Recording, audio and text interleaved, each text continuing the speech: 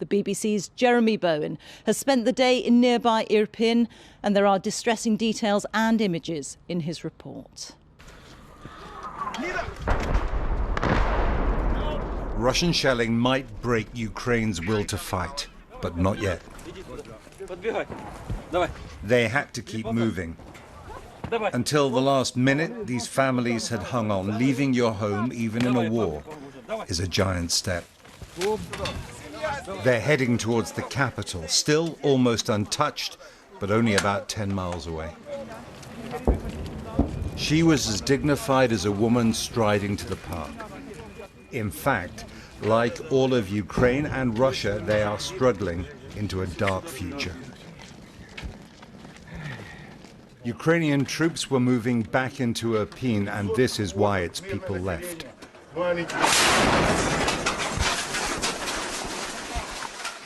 Journalists tried to help the casualties. A family, mother, father, and 2 children were killed by another shell. This was inside the town, Russia's target as it tries to revive its offensive. The civilians are getting out over what's left of a bridge that was blown to slow down the Russians if they take Irpin. Civilians are supposed to be protected by the laws of war. Russian shells were very close. Good luck,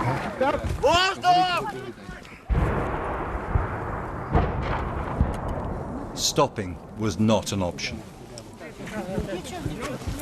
"I'm okay," she said. "Keep going." A disabled man couldn't make it up the steep riverbank on his own. There's a fair amount of incoming fire coming into this now.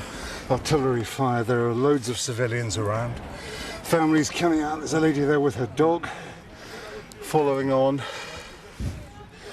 This is the edge of the town that the Russians have got to. Civilians were in the firing line, but the Russians might have been trying to knock out nearby active Ukrainian artillery.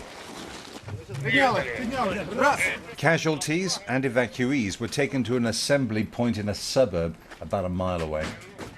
They were still in range of Russian guns, but for now, relatively safe. Vladimir, 85, a 30-year veteran of the Soviet army, got his family out. "I served for many years," he said. "Right now, I tear those fascists into pieces. They're killing people for no reason. That's what's really painful." On the way out, families grabbed their most precious things: puppies, pets, some comfort. Tell me what it was like crossing the bridge and getting out. It was a miserable feeling. We are nervous. I was terrified. It was the horrible way. They moved on into the capital. This was a terrible day, but the Russian military is operating on half power.